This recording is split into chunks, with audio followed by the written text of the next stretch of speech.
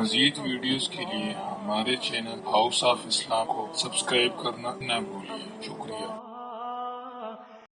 تو جو چیز لا علاج ہے اسے برداشت کرنا، گویا کہ یہاں جو اصل شے ہوگی کہ دنیاوی آفات، عرضی و سماوی آفات، ناگہانی آفات، ناگہانی مصیبتیں، ان کے ضمن میں ہمیں ایسی شے کی ضرورت ہے جو ہمارے اندر برداشت پیدا کر دے، اس کو جھیلنا آسان بنا دے، ہم اس کی وجہ سے بجھ کر نہ رہ جائیں، ہماری ہمتیں جواب نہ دے جائیں، ہمارا ارادہ ختم نہ ہو جائے، ہمارا حوصلہ پست نہ ہو جائے، بلکہ برداشت ہو، جھیلنا ہو، تحمل ہو۔ ابھی بھٹر صاحب کہہ رہے تھے اللہ تعالیٰ ذرا سا متحمل ہے، میں نے کہا یہ بہت غلط بات کہہ رہا، اللہ بہت متحمل ہے۔ وہ ذرا سا تو یوں سمجھیے کہ ان کے کہنے کے انداز میں یہ بات آ گئی، ذرا سا رحیم بھی ہے، نہیں وہ بہت رحیم ہے، بہت متحمل ہے، بہت حلیم ہے۔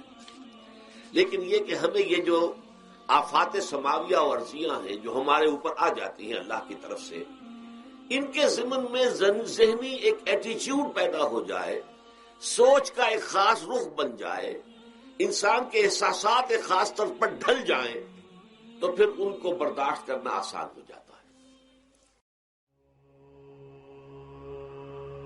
فرش التراب يضمني۔ بہرحال جو میں نے عرض کیا تھا کہ دکھ جس سے انسان متاثر ہوتا ہے، اس کی ایک قسم وہ ہے کہ جو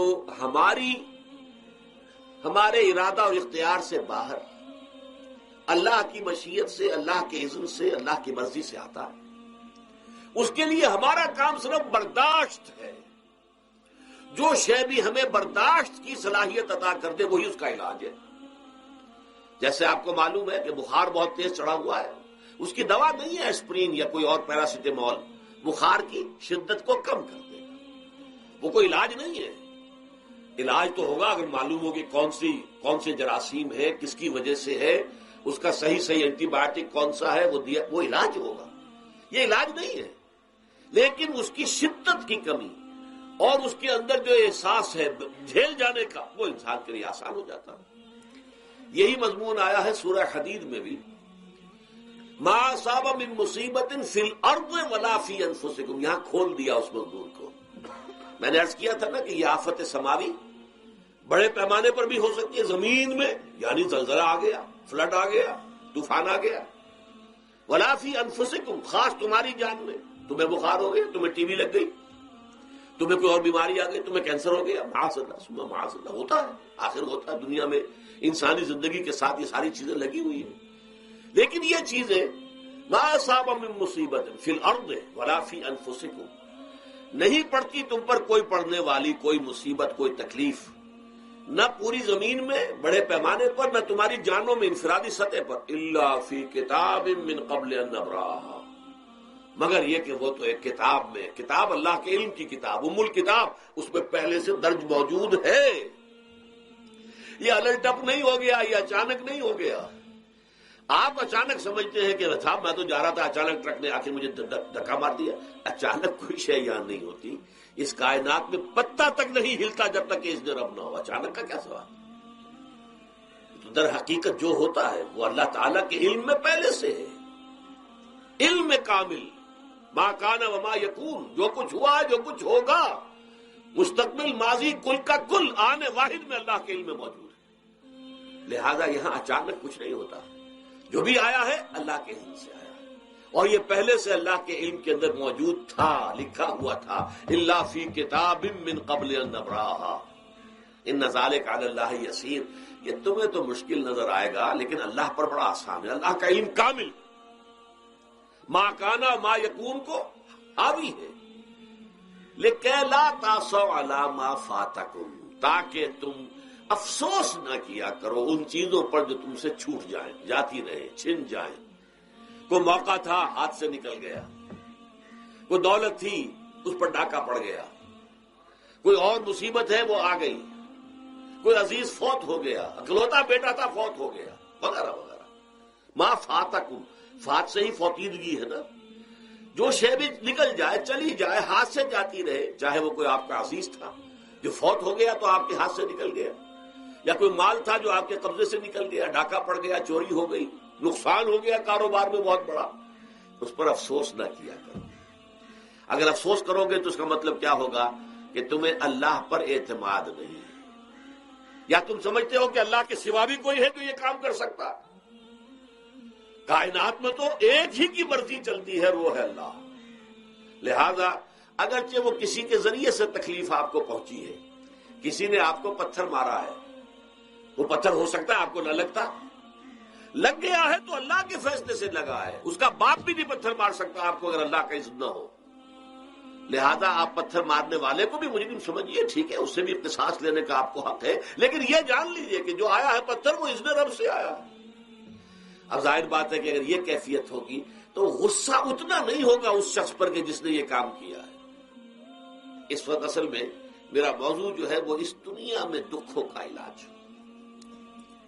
دکھ ایک تو وہ ہے کہ جو ناگہانی طور پر آ جاتے ہیں، اس میں ہماری کسی غلطی کو دخل نہیں ہوتا۔ وہ کوئی آفت سماوی ہے، کوئی زلزلہ آ گیا ہے، ابھی آپ کو معلوم ہے بھوج جو قصبہ تھا گجرات اسٹیٹ کا، انڈیا کا پورا ختم ہو گیا، اس میں بہت سے مسلمان بھی تھے۔ جب کوئی آفت سماوی آتی ہے تو وہ ظاہر بات ہے کہ پھر سب کے سب لوگ اس کی لپیٹ میں آ جاتے ہیں۔ زلزلہ آ گیا، کوئی اور طوفان آ جائے، جیسا کہ کئی مرتبہ آپ نے اخبارات میں پڑھا ہوگا، اس سال امریکہ میں بہت طوفان آئے ہیں، مشرقی ساحل پر بار بار طوفان آئے، وہاں بھی لوگ مرتے ہیں، وہاں بھی چھتیں اڑ جاتی ہیں، وہاں بھی تباہی جو ہے آتی ہے۔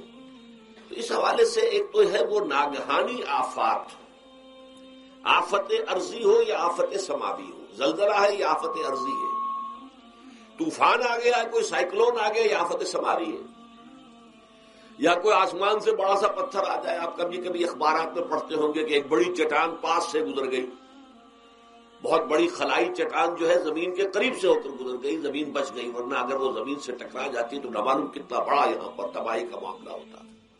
بڑے بڑے جو ہے شہاب گرتے رہے زمین کے اوپر، بڑی بڑی تباہیاں آتی رہی ماضی میں۔ تو ایک تو یہ ہے، اور ان میں بھی تقسیم کیجئے، یہ ناگہانی تکلیف، ناگہانی مصیبت، یا کوئی آفت سماوی یا آفت ارضی، اس کی بھی پھر دو قسمیں ہو گئی۔ ایک وہ کہ جو افراد کو متاثر کرتی ہے، انفرادی سطح پر، آدمی سڑک پر جا رہا تھا، پیچھے سے آ کر کسی گاڑی نے ٹکر ماری، گر گیا، ٹانگ ٹوٹ گئی۔ اب ظاہر بات ہے کہ اس میں اس کا کوئی قصور نہیں ہے، یہ اللہ تعالیٰ کی طرف سے بات آ گئی ہے۔ یا یہ کہ کوئی اگر اجتماعی سطح پر آیا، جیسا کہ زلزلہ ہے، یا جیسا کہ کوئی سائیکلون ہے، کوئی بڑا طوفان ہے، بہت بڑے فلڈز آ گئے ہیں۔ اس وقت بھی موزمبیق میں بہت بڑا فلڈ آیا ہوا ہے، ساؤتھ افریقہ میں، اور افریقہ میں اس پچھلے سال بھی بہت بڑا فلڈ آیا تھا، بڑی تباہی آئی تھی، آ رہا۔ تو یہ آفت سماوی، یہ ظاہر بات ہے کہ اجتماعی سطح پر آتی ہے، بڑی بڑی مقدار میں، تعداد میں لوگ متاثر ہوتے ہیں، لاکھوں لوگ بے گھر ہو جاتے ہیں، ہزاروں آدمی مارے جاتے ہیں۔ تو پہلی شکل جو ہے دکھ کی، جیسا کہ میں نے عرض کیا، وہ ناگہانی دکھ، کوئی آفت ارضی، کوئی آفت سماوی، خواہ وہ انفرادی ہو خواہ اجتماعی۔ اس کے ضمن میں کیا علاج ہے؟ ظاہر بات ہے کہ اس کا علاج یہ تو نہیں ہو سکتا کہ آپ اس کو ختم کر سکیں۔ انگریزی کا ایک محاورہ ہے، What cannot be cured must be endured۔ جو چیز جو ہے جس کا علاج نہیں ہو سکتا وہ تو برداشت کرنی پڑے گی۔ بعض بیماریاں بھی ایسی ہیں، ڈائبٹیز ہو گئی ہے، شوگر کا مرض ہو گیا، ڈاکٹر آپ کو بتائے گا کہ بھائی اب یہ مرض جائے گا نہیں، اب آپ کو اس مرض کے ساتھ ہی اپنے آپ کو ایڈجسٹ کر کے اپنی غذا وغیرہ اس کے مطابق طے کر لیجیے، ورنہ یہ کہ یہ نہ سمجھیے کہ یہ مرض چلا جائے گا۔ تو what cannot be cured must be endured۔ لہذا ان آفت سماوی و ارضی، چاہے وہ انفرادی سطح پر متاثر کرتی ہوں انسانوں کو اور چاہے اجتماعی سطح پر، اس کا تو علاج ایک ہی ہے۔ عربی میں بھی ایک محاورہ یہ ہے کہ کسی نے پوچھا تھا کہ بچھو کے کاٹے کا کیا علاج ہے؟ البکاء الی الصباح، رات کو اگر کاٹا ہے کسی بچھو نے تو روتے رہو صبح تک، یہ علاج ہے، اس کا اور کوئی علاج ہے ہی نہیں۔ تو جو چیز لا علاج ہے اسے برداشت کرنا، گویا کہ یہاں جو اصل شے ہوگی کہ دنیاوی آفات، ارضی و سماوی آفات، ناگہانی آفات، ناگہانی مصیبتیں، ان کے ضمن میں ہمیں ایسی شے کی ضرورت ہے جو ہمارے اندر برداشت پیدا کر دے، اس کو جھیلنا آسان بنا دے، ہم اس کی وجہ سے بجھ کر نہ رہ جائیں، ہماری ہمتیں جواب نہ دے جائیں، ہمارا ارادہ ختم نہ ہو جائے، ہمارا حوصلہ پست نہ ہو جائے، بلکہ برداشت ہو، جھیلنا ہو، تحمل ہو۔ ابھی بھٹر صاحب کہہ رہے تھے اللہ تعالیٰ ذرا سا متحمل ہے، میں نے کہا یہ بہت غلط بات کہہ رہے ہیں، اللہ بہت متحمل ہے۔ وہ ذرا سا تو یوں سمجھیے کہ ان کے کہنے کے انداز میں یہ بات آ گئی، ذرا سا رحیم بھی ہے، نہیں وہ بہت رحیم ہے، بہت متحمل ہے، بہت حلیم ہے۔ لیکن یہ کہ ہمیں یہ جو آفات سماویہ اور ارضیہ ہیں جو ہمارے اوپر آ جاتی ہیں اللہ کی طرف سے، ان کے ضمن میں ذہنی ایک ایٹیچیوڈ پیدا ہو جائے، سوچ کا ایک خاص رخ بن جائے، انسان کے احساسات ایک خاص طرز پر ڈھل جائیں، تو پھر ان کو برداشت کرنا آسان ہو جاتا ہے۔ اور وہ کیا ہے؟ وہ ہمارے ایمان کا لازمی تقاضا ہے۔ ایمان ہمیں یہ بتاتا ہے کہ کوئی مصیبت اس زمین میں آتی ہے نہ تمہاری جانوں پر آتی ہے بغیر اذن رب۔ جو کچھ آ رہا ہے اللہ تعالیٰ کے فیصلے سے آیا ہے، یہ کوئی اندھا بہرا مادہ نہیں ہے، یہ کوئی اندھا بھینسا نہیں ہے کہ اس نے آ کے آپ کو ٹکر مار دی ہے، نہیں، یہ تو سمیع و بصیر، علیم و خبیر اللہ اور حکیم اور قدیر اللہ کا فیصلہ ہے۔ لہذا یہ من جانب اللہ ہے، اس کو تم سمجھو کہ یہ اللہ تعالیٰ کی طرف سے ہے۔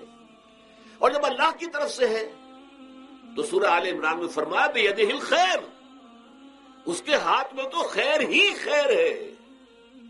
یعنی بظاہر تمہیں محسوس ہوتا بھی ہو کہ یہ میرے لیے تکلیف دہ بات آ گئی ہے، تو اس کو یوں سمجھو کہ اس کا نتیجہ جو میرے حق میں نکلے گا وہ خیر ہوگا۔ فوری طور پر تو تکلیف ہے، مجھے اچھی نہیں لگ رہی، ناگوار ہے، لیکن نتیجہ اس کا خیر نکلے گا۔ جیسے بچہ بیمار ہے، ماں اسے دوا پینے پر مجبور کر رہی، کڑوی دوا ہے، وہ تو سمجھتا ہے مجھ پر بڑا ظلم ہو رہا ہے، یا آپ لے گئے اسے ڈاکٹر کے ہاں ٹیکا لگوایا ہے، وہ تو چیخ رہا ہے، رو رہا ہے، لیکن آپ کو معلوم ہے، کاش اسے بھی معلوم ہو جائے کہ یہ میرے خیر کے لیے، میرے بھلے کے لیے۔ اگر اسے یہ معلوم اور محسوس ہو جائے تو اس کی تکلیف اس کے اندر بہت کمی آ جائے گی، وہ سہار لے گا، اس کو وہ برداشت کرے گا۔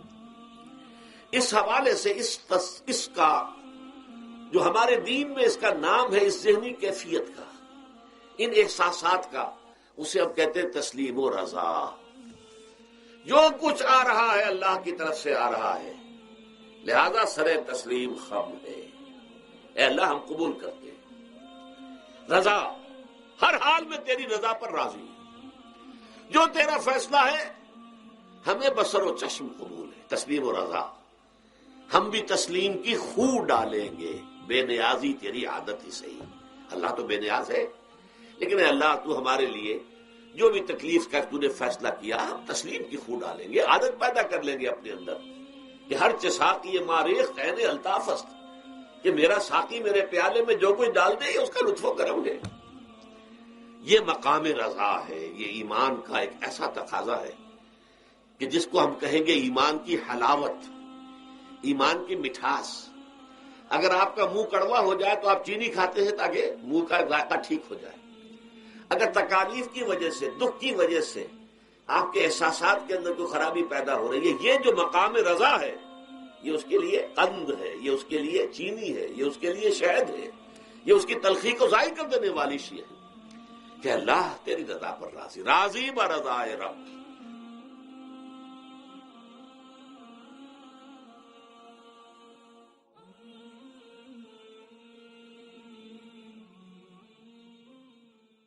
مزید ویڈیوز کے لیے ہمارے چینل ہاؤس آف اسلام کو سبسکرائب کرنا نہ بھولیں۔ شکریہ۔